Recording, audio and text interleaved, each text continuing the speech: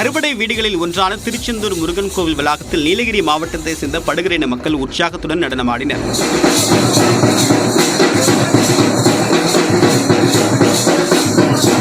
வார விடுமுறையை ஒட்டி திருச்செந்தூர் கோவிலுக்கு பல்வேறு பகுதிகளில் இருந்து ஏராளமான பக்தர்கள் வந்த வண்ணம் உள்ளனர்.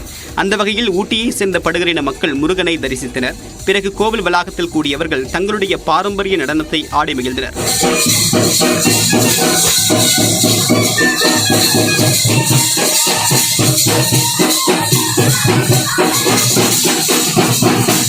இதனை அங்கிருந்தவர்கள் கண்டு ரசித்தனர். அப்போது கோவிலுக்கு வந்திருந்த நடிகை பிரியா ஆனந்தும் படுகரின மக்களின் நடனத்தை கண்டுகளித்தார்.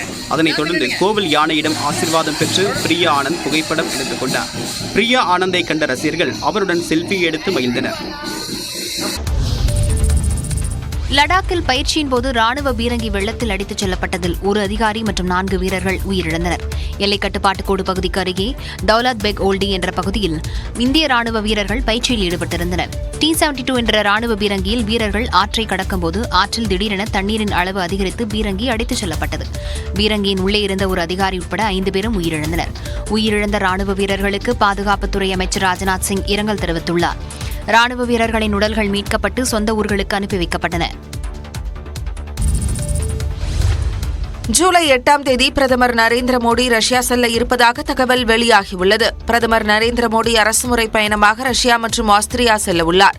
ரஷ்ய பயணத்தை உறுதி செய்த அந்நாட்டு அதிபர் புதினின் உதவியாளர் யூரி உஷாகோவ் மோடியை வரவேற்க ஏற்பாடுகள் தீவிரமாக நடைபெற்று வருவதாக கூறினார்.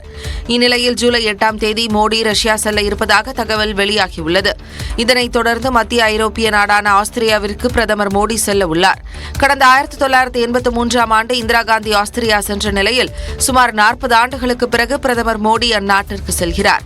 இரு நாடுகளுக்கு இடையிலான உறவின் 75வது ஆண்டை ஒட்டி பிரதமர் மோடி ஆஸ்திரியா செல்ல உள்ளார். ரஷ்யா மற்றும் ஆஸ்திரியாவிற்கு பிரதமர் செல்ல இருப்பதால் அடுத்த வாரம் கஜகஸ்தானில் நடைபெறவுள்ள ஷாங்காய் ஒத்துழைப்பு மாநாட்டில் இந்திய வெளியுறவுத்துறை அமைச்சர் ஜெய்சங்கர் கலந்து கொள்ள இருப்பது குறிப்பிடத்தக்கது. இந்த ஆண்டு இறுதியில் தேர்தல் நடக்கவுள்ள மகாராஷ்டிராவில் மகளிருக்கு மாதந்தோறும் 1500 ரூபாய் நிதியுதவி அளிக்கும் திட்டம் வரும் 1ஆம் தேதி முதல் அமலுக்கு வரும் என்று அம்மாநில அரசு பட்ஜெட்டில் அறிவித்துள்ளது. இது தொடர்பாக மகாராஷ்டிரா சட்டப்பேரவையில் துணை முதலமைச்சர் அஜித் பவார் அறிவிப்பை வெளியிட்டார். முதலமைச்சரின் அன்பான சகோதரிகள் திட்டம் என்ற இந்த திட்டத்திற்கு பெயரிடப்பட்டிருக்கிறது. இந்த திட்டத்தின் மூலம் 21 முதல் 60 வயதுள்ள தகுதி வாய்ந்த அனைத்து பெண்களுக்கும் மாதம் 1500 ரூபாய் அளிக்கப்பட உள்ளது. அன்னபூர்ணா திட்டத்தின் கீழ் 52,16,412 குடும்பங்களுக்கு ஆண்டுக்கு 3 இலவச சிலிண்டர்கள் அளிக்கப்படும் என்றும் பட்ஜெட்டில் அறிவிக்கப்பட்டுள்ளது. 10,000 பெண்களுக்கு பிங்க் ஆட்டோ வாங்க நிதியுதவி அளிக்கப்படும் என்றும் பட்ஜெட்டில் அறிவிப்பு வெளியிடப்பட்டுள்ளது.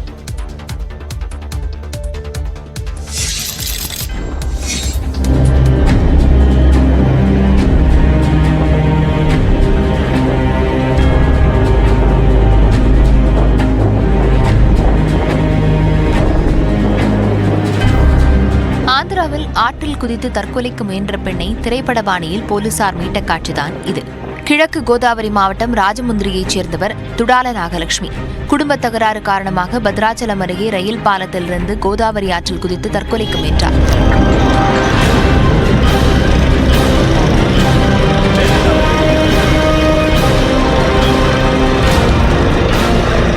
இதனை கண்ட உள்ளூர் மக்கள் போலீசாருக்கு தகவல் தெரிவிக்க விரைந்து வந்த போலீசார் இளைஞர்கள் உதவியுடன் மீன்பிடி படகில் சென்று நீரில் தத்தளித்த பெண்ணை மீட்டனர். பின்னர் காவல் நிலையத்துக்கு அழைத்துச் சென்று விசாரணை நடத்திய நிலையில் உறவினர்களை அழைத்து அறிவுரை கூறி அவர்களுடன் அனுப்பி வைத்தனர். பெண்ணின் உயிரை காப்பாற்றிய காவலர்களுக்கு உயரதிகாரிகள் பாராட்டு தெரிவித்துள்ளனர்.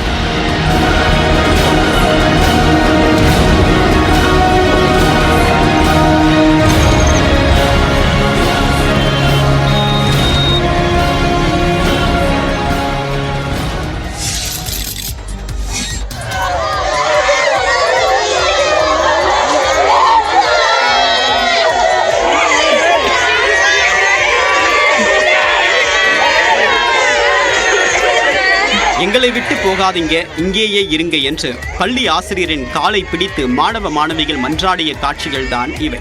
தெலுங்கானா மாநிலம் சூர்யாபேட்டை மாவட்டத்தின் பூலமாலா கிராமத்தில் உள்ள அரசு உயர்நிலைப் பள்ளியில் சாய்ந்துலு என்பவர் தெலுங்கு ஆசிரியராக பணியாற்றி வந்தார். இந்த நிலையில் அவருக்கு பணியிட மாற்றம் வழங்கப்பட்டதையொட்டி மாணவ மாணவிகளை அழைத்து அனைவருக்கும் மிட்டாய் கொடுத்து நன்றாக படிக்கும்படி அறிவுரை கூறினார்.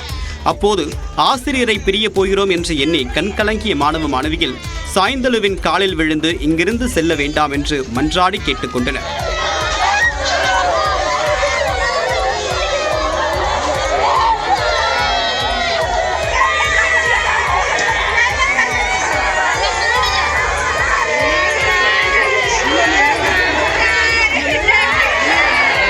ஆனால் மாணவர்களுக்கு பதிலளித்த ஆசிரியர் சந்தலு, இது அரசு உத்தரவு, நான் இங்கிருந்து சென்றுதான் ஆக வேண்டும் என்று கூறினார். நான் இங்கு பணியாற்றுவதாக கருதி நீங்கள் அனைவரும் நன்றாக படிக்க வேண்டும் என்று அறிவுறுத்திய சாய்ந்தலு அங்கிருந்து பிரியா விடை பெற்றுச் சென்றார்.